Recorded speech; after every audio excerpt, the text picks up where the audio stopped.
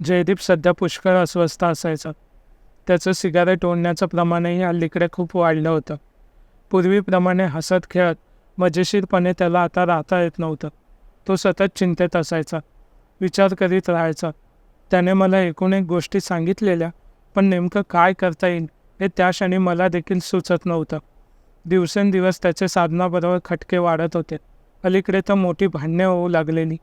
जयदीपला कळत नव्हतं या भांडणांना जबाबदार कोण, तो स्वतः की साधना. जयदीप माझा कॉलेजमधील वर्गमित्र. अगदी BAच्या पहिल्या वर्षापासून आत्ता MA होईपर्यंत आम्ही दोघे एकत्रच. साधना पण आमच्याच कॉलेजमधली, शिवाय जयदीपच्या शेजारच्या वसाहतीत राहणारी. त्याला ती अगदी लहानपणापासून आवडायची, म्हणजे जेमतेम तो 6वी-7वीला होता तेव्हापासूनच.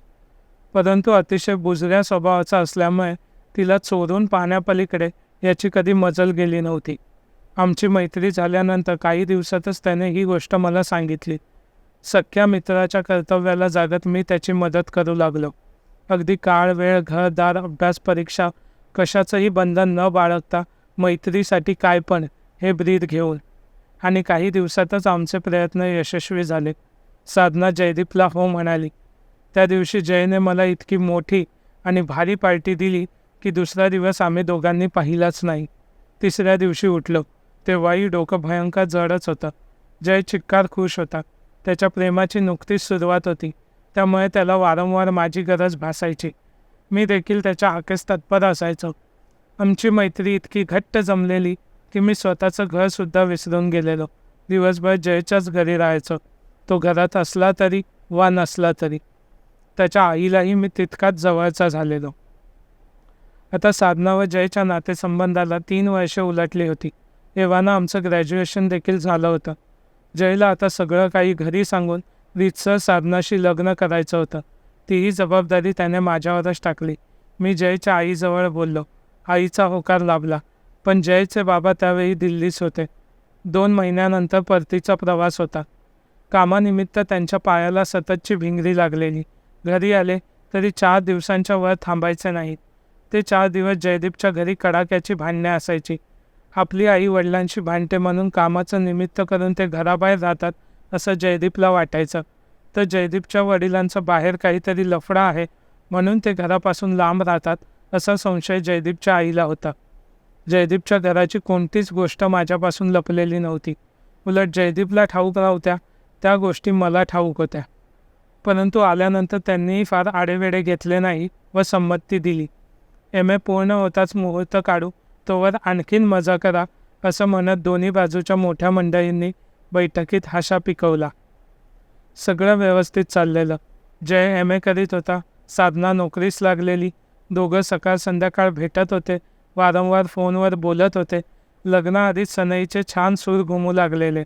साखरपुडा, हळद, लग्न, पूजा इत्यादी कार्यक्रमांची मानसी जिन्सी गणितं चाललेली. सराफाकडून वेगवेगळ्या नक्षी आलेल्या. मुहूर्ताला अवकाश असला तरी दोन्ही कुटुंबांनी कंबर कसलेली. परंतु त्यांच्या या उत्साहाला वाटाण्याच्या अक्षता लावल्या साधनाने. हळूहळू तिचे जयला येणारे फोन कमी झाले. भेटी कमी झाल्या. ती कामावर व्यस्त राहू लागली. तिचा फोनही व्यस्त येऊ लागला. काय झालेलं नेमकं कळायला वाव नव्हता. विचारणा केल्यास प्रश्नांना उत्तरही सरळ मिळत नव्हती. तिचं बदललेलं वागणं सर्वांना जाणवत होतं.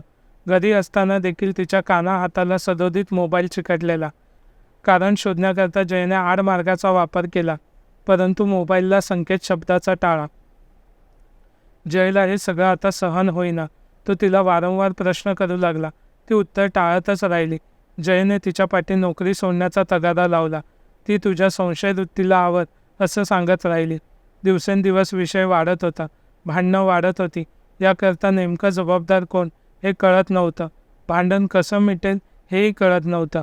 त्यामुळे जयदीप सध्या पुष्कळ अस्वस्थ असायचा. त्याचं सिगारेट ओढण्याचं प्रमाणही हल्लीकडे खूप वाढलं होतं. पूर्वीप्रमाणे हसत खेळत मजेशीरपणे त्याला आता राहता येत नव्हतं. तो सतत चिंतेत असायचा, विचार करीत राहायचा. शेवट या प्रकरणाचा आता निर्णय लावायचाच असं ठरवून मी चोरबंट्याला साधनाचा मोबाईल चोरायला लावला. सन्याकडून त्यातले सगळे टाळे खोलून घेतले आणि या प्रकरणातलं खरं गुपित बाहेर आलं. साधनाचे तिच्या कामावरील एका मुलासोबत प्रेमसंबंध जुळलेले. पुरावे पाहिल्यानंतर तर जयच्या पायाखालची जमीनच सरकली. तो प्रचंड चिडला, आपटधोपट करू लागला. नंतर चिक्कार रडला. रडतच राहिला. आठवडा उलटला तरी सावरला नव्हता.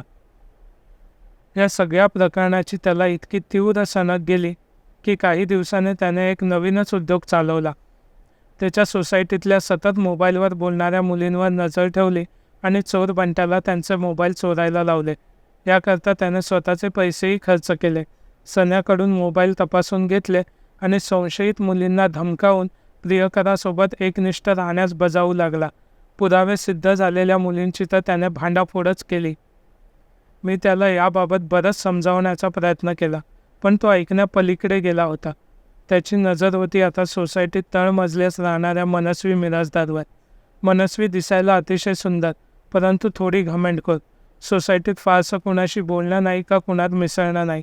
दिवसभर गॅलरीत उभं राहून मोबाईलवर कुणाशी तरी खुसूफुसू बोलत राहायची. जयचा तिच्यावर दाट संशय जमलेला. हिचा मोबाईल तपासल्यावर 4-5 लफडी तरी बाहेर निघणारच असं तो म्हणत होता. मग त्याच्या आज्ञेप्रमाणे चोरबंट्याने मोबाईल चोरला. सन्याने तो तपासला, पण 4-5 सोडा तिचं एकही लफडा समोर आला नाही. ती तासनतास बोलत असायची, ते आपल्या गावी राहणाऱ्या बहिणीबरोबर आणि भाचरांसोबत. जयने स्वतः जाऊन तिचा मोबाईल परत केला. एरवी चोरलेले मोबाईल चोरबंट्याच पुन्हा ठेवून यायचा, पण यावेळी जयला काय वाटलं काय ठाऊक. मोबाईल परत करताना दोघांची नजरानजर झाली. हळूहळू इशारे होऊ लागले. दोघेही एकमेकांच्या निस्सीम प्रेमात पडले.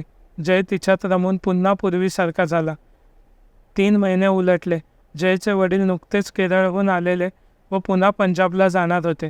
त्यामुळे ताबडतोब मुहूर्त निघाला व लग्नाची खरेदी सुरू झाली. लग्न आता 4 दिवसावर आलेलं. जय अत्यंत खुश होता. त्याचा आज संध्याकाळी मला फोन आला. मी वाजंत्री ठरवायला गेलेलो. त्यानं मला गच्चीवर बोलावून घेतलं. मी पोहोचलो. तो भरपूर प्यालेला, भरपूर चिडलेला. त्याने हातातली दारूची बाटली सनकन माझ्या डोक्यात मारली आणि गच्चीवरून मला ढकलून दिलं. मी जमिनीवर आता जोरात आदळलो. माझ्या डोळ्यासमोर अंधारी येते. मी जगेन की मरेन याबद्दल सांगता येत नाही आहे, पण अखेरचं एवढंच सांगतो, जयने आज सन्याकडून स्वतःच्या आईचा मोबाईल तपासून घेतला. ही कथा 9 वायफळ कथा या कथासंग्रहातील आहे. हा कथासंग्रह तुम्हाला वाचायचा असेल तर त्याची लिंक डिस्क्रिप्शन बॉक्समध्ये दिलेली आहे. आणि ही कथा आवडली असल्यास लाईक, शेअर, सबस्क्राईब नक्की करा.